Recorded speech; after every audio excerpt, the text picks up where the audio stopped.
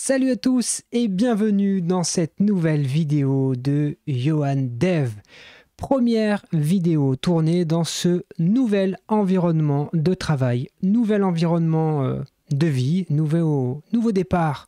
On a quitté la ville, on s'est installé à la campagne, au pied du Vercors et on découvre petit à petit un petit peu ce qui se trouve autour de nous et je suis super content au cœur de l'été d'enregistrer cette toute première vidéo de l'hebdo de la semaine, vous le savez, notre petite revue de la semaine où on parcourt l'actualité, 10 ressources en 10 minutes. Et je suis vraiment content de tourner cette vidéo dans ce nouvel espace de travail. Allez, on perd pas de temps, vous le savez. Ouh, je me trompe, regardez, c'est celui-ci, voilà. Cette petite vidéo du mardi soir, 18h, elle se veut courte, 10 minutes, un condensé d'infos pour avoir de quoi vous occuper au moins une semaine, mais je suis sûr que vous êtes déjà bien occupé. Alors sachez-le, cette vidéo est alimentée grâce au site hebdo-avec2o.fr. Vous pouvez vous aussi venir proposer des actualités et elles finiront peut-être dans la vidéo du mardi grâce à vous, grâce à vos propositions. On a plein de choses à découvrir et on commence tout de suite avec un première ressource du site officiel de l'éditeur de la solution EasyAdmin, qui est une solution qui permet de générer des interfaces d'administration pour Symfony, et ils nous annoncent qu'ils ont travaillé longuement en sous-main pour nous proposer un nouveau design pour nos back-ends. Alors ça, c'était l'ancien design, et ça, c'est la nouvelle version, en tout cas, qui va venir prochainement. Il y a pas mal de petits screenshots qui sont disponibles dans cet article. J'avoue que je suis particulièrement excité de découvrir ça prochainement. J'ai pas encore eu le temps, j'ai été en congé, j'ai déménagé. En tout cas, ça promet d'avoir des backends un peu plus modernes avec EasyAdmin pour ceux qui aiment bien utiliser cette solution avec Symfony. Allez, l'autre ressource que je voulais partager cette semaine, et je remercie la personne qui l'a proposé sur le site hebdo.fr, c'est un article qui explique pourquoi est-ce que ça peut être intéressant de migrer de VS Code à VS Codium, qui est la version totalement open source et surtout qui n'a plus la partie télémétrie qui envoie des informations à Microsoft sur votre utilisation de VS Code. Donc c'est une espèce de VS Code nettoyé, on va dire, de tous ces petits mouchards, entre guillemets, qui envoient des infos chez Microsoft. Donc vous pouvez aller lire cet article. Peut-être que cela va vous convaincre de basculer sur VS Codium. Personnellement, je suis toujours sur VS Code, mais peut-être un jour je passerai le pas. Allez, une autre ressource que je voulais partager avec vous cette semaine, et je remercie une nouvelle fois les gens qui soumettent les articles. C'est une vidéo qui provient du site AFUP PHP. Si vous ne connaissez pas cette chaîne YouTube et cette organisation, allez bien vite vous abonner et regardez, j'ai pas mis un petit pouce, je le mets tout de suite. Cette vidéo là, elle provient des rencontres qui ont eu lieu à Lille cette année. Les vidéos ont été publiées début juillet, mais on n'a pas eu l'occasion encore d'en parler, et ça c'est une vidéo plutôt intéressante et qui nous explique comment est-ce qu'on peut réconcilier le back avec le front dans un projet Symfony. Je vous laisse découvrir cette conférence, mais également toutes les autres conférences extrêmement intéressantes qui ont été publiées sur la chaîne YouTube de l'AFUP PHP. Regardez, si on va sur la page d'accueil, vous avez des heures et des heures et des heures et des jours entiers de conférences à écouter. Et on voit ici notre ami Lior Shamla qui a fait une petite vidéo, une petite conférence particulièrement intéressante sur le monde des conteneurs d'injection de dépendance. Si c'est un sujet qui vous intéresse, allez checker ça, et toutes les autres sont vraiment extrêmement intéressantes. J'ai pas eu encore l'occasion de tout regarder parce qu'il y a tellement de vidéos, mais c'est toujours hyper intéressant. Allez, une autre ressource partagée cette semaine, cette fois-ci un outil pour l'univers Linux. Si vous utilisez des serveurs Linux, vous pouvez utiliser l'outil uChecker qui va, comme son nom l'indique, checker les bibliothèques que vous n'utilisez plus sur votre poste, qui vont vous permettre de faire un petit peu de place et d'optimiser votre utilisation de votre Linux. Donc je vous laisse découvrir ça pour ceux d'entre vous qui sont une partie de leur temps peut-être admin système, ça peut vous intéresser.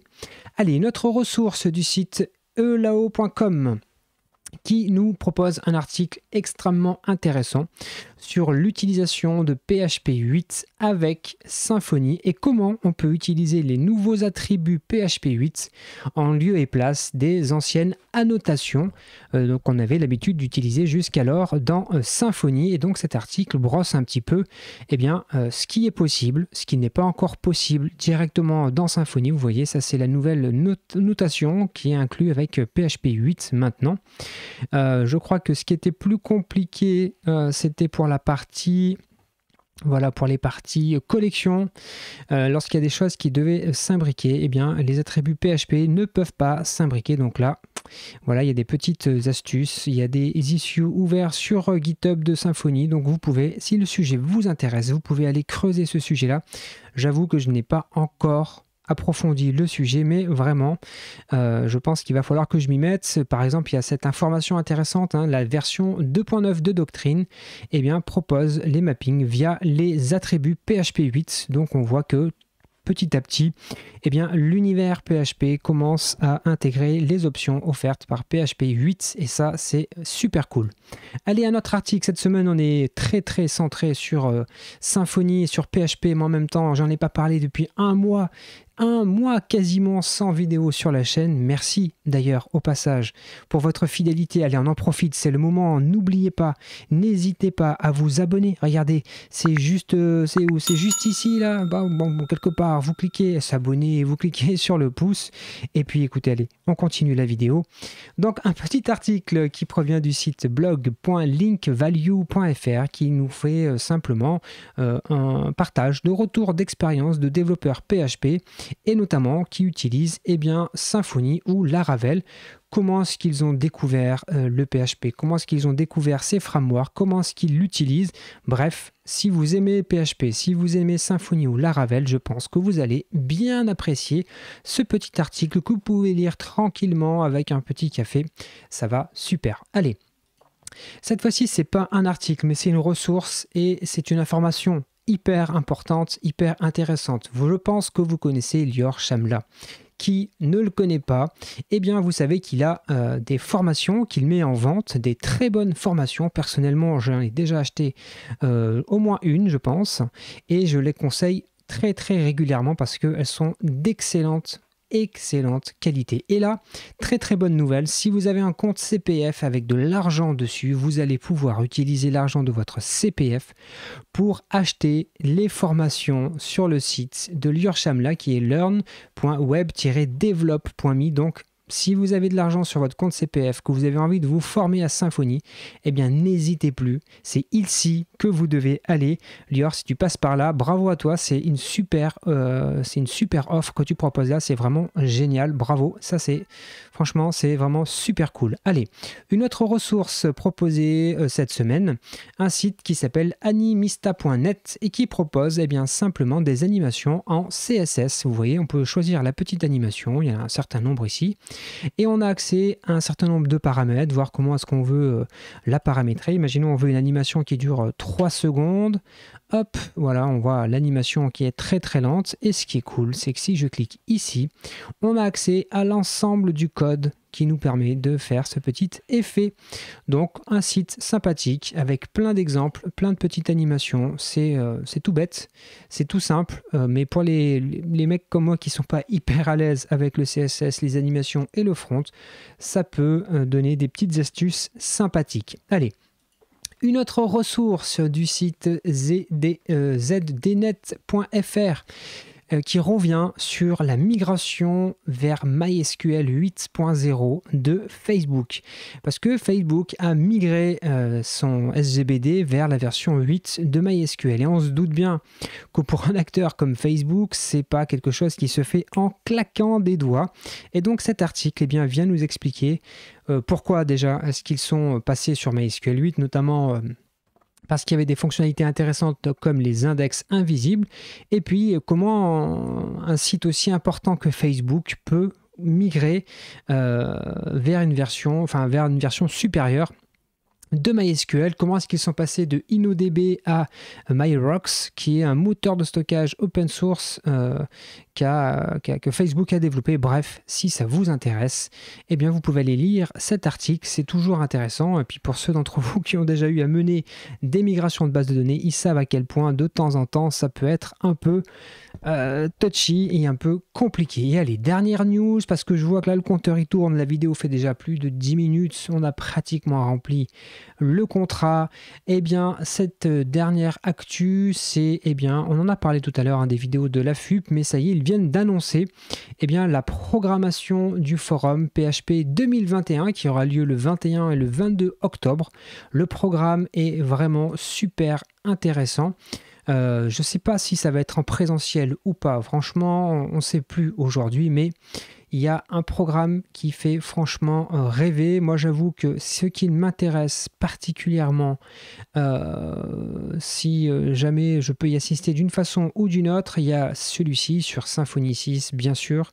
Il y a celui-ci qui, j'avoue, m'intéresse, le design pattern raconté aux enfants. J'avoue que le nom de la conférence, je trouve ça plutôt intéressant. Et puis, il y a plein de choses. Franchement, il y a de quoi s'occuper pendant de bons moments. Je pense qu'elles finiront à un moment donné par être sur la chaîne YouTube. Mais voilà, en tout cas, pour ceux qui peuvent s'y rendre ou qui peuvent y assister à distance, si c'est possible, je ne sais pas, ça vaut le coup. Et bien voilà, on a fait le tour de cette première vidéo tournée dans ce nouvel environnement de travail.